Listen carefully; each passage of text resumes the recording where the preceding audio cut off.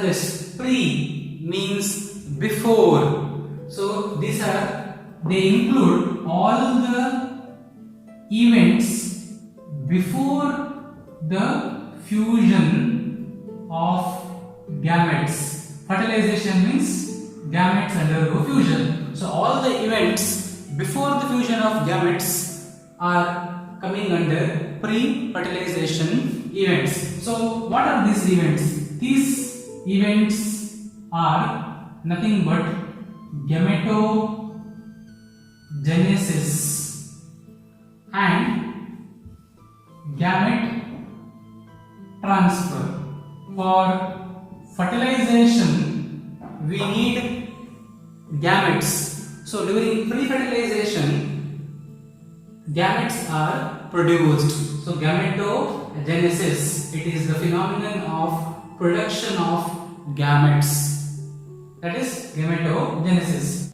Gametes are haploid cells. We know that they contain half the number of chromosomes. So these haploid cells are produced by the diploid cells called as myocytes.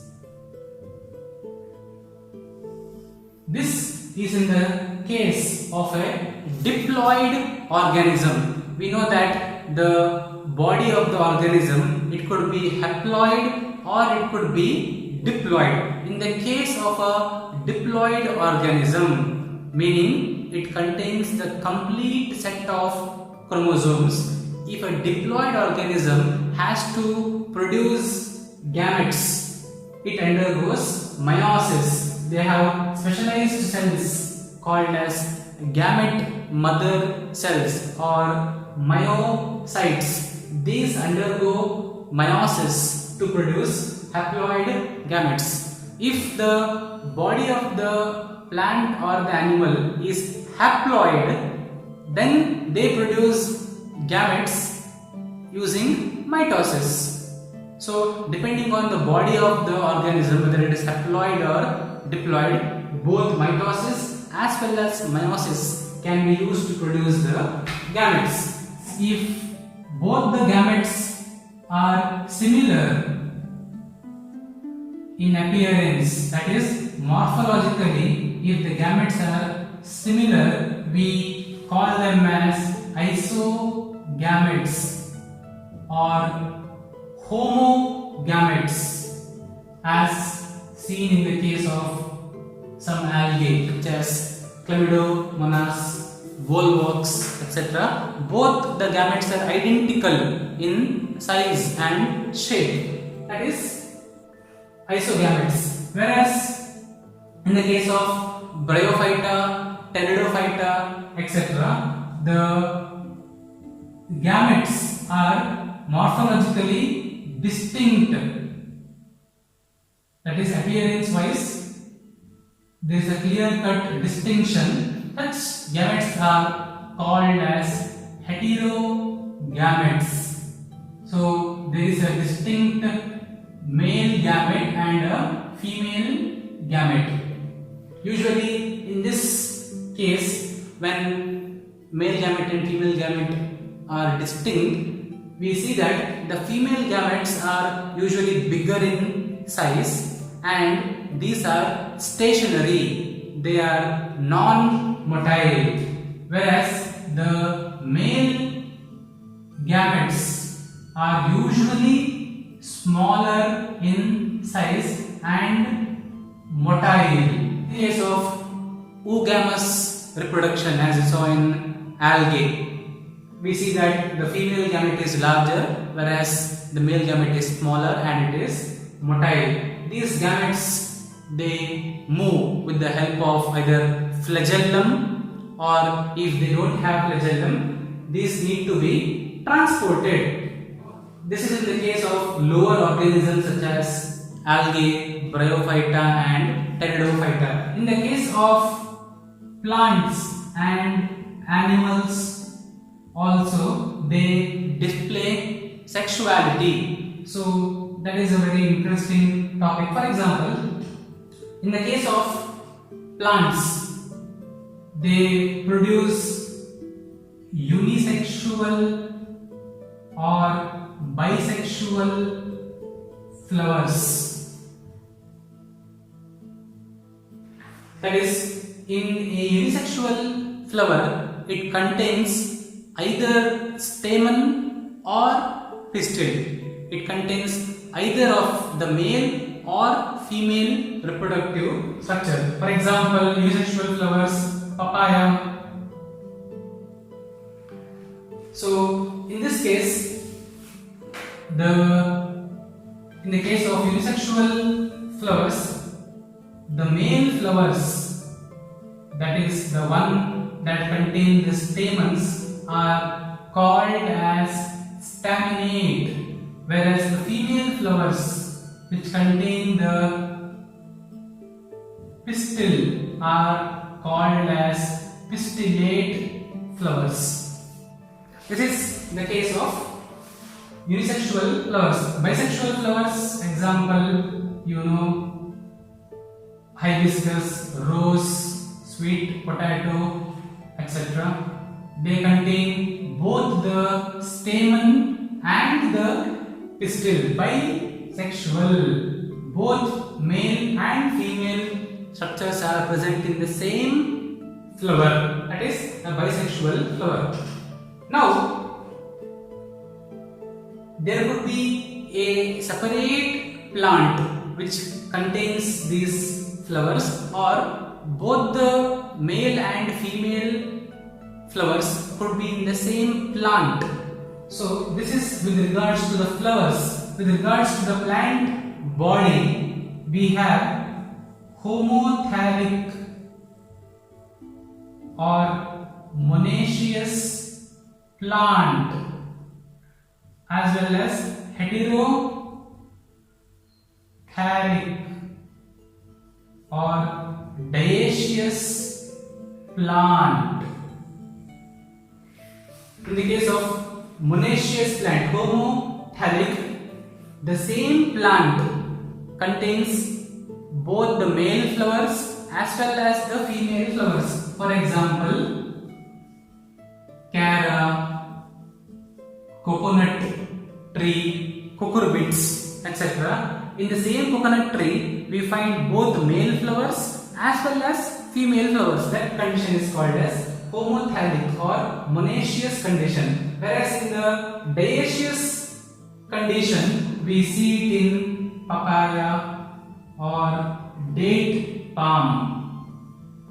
There is a separate male tree and there is a separate female tree, papaya, date palm, cycas, etc. So they exhibit a dioecious condition. So in the case of animals also we find this. For example, in the case of animals, for example, cockroach. Cockroach is an example for unisexual animal. There is a separate male cockroach, there is a separate female cockroach. Whereas there are certain organisms called as hermaphrodites or bisexual organisms. Hermaphrodites or bisexual. Example, each. We see this bisexual condition. So that is about the sexualities displayed by the different organisms, right from thallophyta, bryophyta, pteridophyta to the plant kingdom and the animal kingdom. So that is about the sexualities of animals. Once these gametes are produced either by male gamete or by female gamete, these gametes need to be transferred close to each other. For example, in the case of algae, bryophyta, pteridophyta, they are found in water, aquatic medium. So organisms can use water. In the case of plants, the male gamete is present inside a pollen grain. The male gamete itself is non-motile, it cannot move. So the pollen grain needs to be transferred. So this event is called as pollination in plants. So this can be again done with the help of wind, water, or certain animals that can help in transfer of the male gamete close to the pistil. So pollination will help in the gamete transfer. So both biotic as well as abiotic factors can be used for the transfer of gametes. In the case of animals, the gametes are transferred during the act of copulation. The male gametes are deposited inside the reproductive tract of the female body, and from there the male gametes can move and reach the female gamete. So a specialized act called as copulation or mating will deliver this male gametes near the female gametes. So all these are events that come under pre-fertilization. Gametes are produced either by mitosis or by meiosis. These gametes are then transferred with the help of water, wind, or other animals based on the type of organism. The next event is fertilization. Fertilization is a brief event. In fact, it takes place only for a short duration of time. Once the male gamete is carried near the female gamete, the male gamete and the female gamete, they fuse with each other. This is what is called as syngamy or fertilization. That ends the process of fertilization, very short duration of time. Now in certain animals there is a process called as parthenogenesis. That is, in these animals, for example honeybee, turkey, certain rotifers, the female gamete, it undergoes development, produces embryo without fertilization, where the female gamete, that is the ovum or the egg, it undergoes development and forms an embryo without fertilization. That is what is called as parthenogenesis. Now, depending on where is the fertilization taking place, is it taking place inside the female body or is it taking place outside the female body? For example, in the case of algae, certain fishes, frogs, etc., it is taking place outside the body of the female. So based on this, we have external fertilization and internal fertilization. So in external fertilization, which takes place in fishes, frogs and some reptiles, the male gamete and the female gamete, they fuse in the outside medium, which is mostly water. So that is external fertilization. In the case of external fertilization, because it is affected by environmental factor and also the presence of predators. What happens is, to compensate, so a large number of male gametes are produced in external fertilization, and of course their chance of survival is less. Whereas in internal fertilization, which takes place in some birds and all the mammals, that is including the human beings, the male gamete and the female gamete, they undergo fertilization inside the female body, called as internal fertilization. In the case of internal fertilization, the number of male gametes are considerably lesser, and also female gametes are also lesser in number. This is because the environment inside the female body is much more safe, and the chance of fertilization is also higher. So in internal fertilization, the number of male and female gametes are considerably lesser. Once the male and female gamete has undergone fusion, it moves on to the last stage, that is post fertilization. The events that occur after the fusion of gametes are what are called as post fertilization events. So what are the events after fertilization? Number one, formation of zygote. So once the male and female gamete undergoes fusion, zygote is formed. A zygote is a single cell which is diploid in nature. The haploid male gamete and the haploid female gamete fuse to produce a unicellular diploid structure called as zygote. This single cell is the link between the parent and the next generation.